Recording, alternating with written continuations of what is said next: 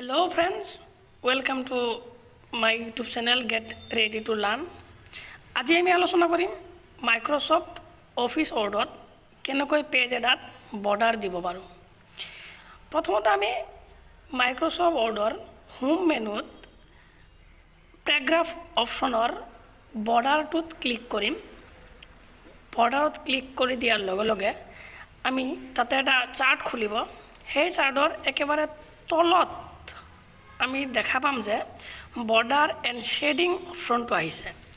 এই border and shedding অপশ্যনটোত click কৰি দিয়াৰ লগে লগে আমাৰ এখন চাৰ্ট ওলাব। সেই চাৰ্টত আমি দেখা পাম যে তিনিটা অপশ্যন আছে।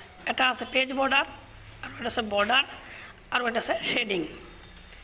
আমি যেহেতু এবাৰ পেজ বৰ্ডাৰ দিম, সেইকাৰণে আমি কি কৰিম, পেজ বৰ্ডাৰ অপশ্যনটোত ক্লিক কৰিম। ক্লিক কৰাৰ লগে লগে তলৰ যিটো বক্স অপশ্যন আছে, সেই বক্স অপশ্যনটোত ক্লিক কৰি দিব লাগিব।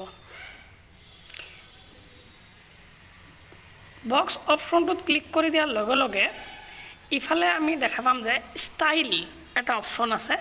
সেই ষ্টাইলত ক্লিক কৰিম, আৰু ষ্টাইলত যোৱাৰ লগে লগে আমি দেখা পাম যে বৰ্ডাৰত বিভিন্ন ধৰণৰ ষ্টাইল আছে। আমাৰ যদি সিম্পল বৰ্ডাৰ লাগে তেনেহ'লে আমি এটা এই ওপৰৰ মিহি আঁচটোত ক্লিক কৰিম।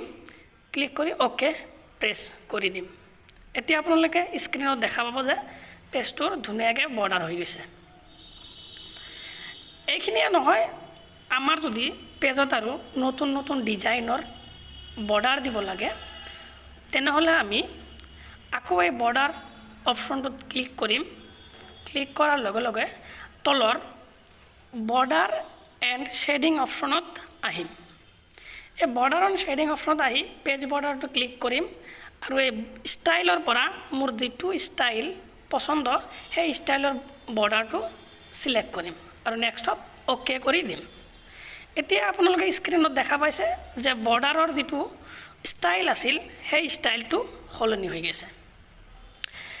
এইখিনিয়ে নহয়, যদি আমি বৰ্ডাৰবোৰত কালাৰ দিব পাৰি আৰু বৰ্ডাৰবোৰত কিছুমান আৰ্ট দিব লাগে, সেইবোৰ কেনেকৈ দিওঁ এতিয়া আমি চাম। সেই বৰ্ডাৰ অপশ্যনত ক্লিক কৰিম আৰু বৰ্ডাৰ এণ্ড শেডিঙত যাম। পেজ বৰ্ডাৰত ক্লিক কৰি ইয়াতে আছে বৰ্ডাৰ কালাৰ। ইয়াতে গৈ আমাৰ নিজ ইচ্ছামতে যিটো কালাৰ পচন্দ হয় সেই কালাৰটো চিলেক্ট কৰি অ'কে কৰি দিয়াৰ লগে লগে বৰ্ডাৰটোত কালাৰ আহি যাব। এতিয়া আমি আলোচনা কৰিম যে বৰ্ডাৰটোত কালাৰটো নহয়, আৰ্টবোৰ কেনেকৈ দিব পাৰি।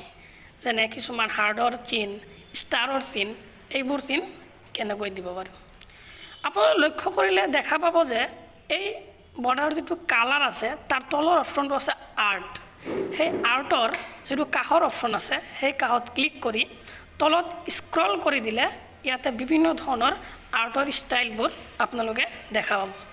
তাৰ পৰা যিটো ষ্টাইল পচন্দ হয় চিলেক্ট কৰি অ'কে কৰি দিয়াৰ লগে লগে এই স্ক্ৰীনত দেখা দিয়াৰ দৰে বৰ্ডাৰটো ডিজাইন হৈ যাব। এতিয়া দেখা পাইছে যে স্ক্ৰীনত কিছুমান হাৰ্ট শ্বেপৰ বৰ্ডাৰৰ ডিজাইন হৈছে। এই বৰ্ডাৰৰ ডিজাইনটো আমি আকৌ আগৰ দৰে কৰা পদ্ধতিত গৈ আমি এই হাৰ্টৰ যিটো শ্বেপ আছে এই শ্বেপটো সলনি কৰিব পাৰোঁ। ধন্যবাদ। ভিডিঅ'টো সম্পূৰ্ণ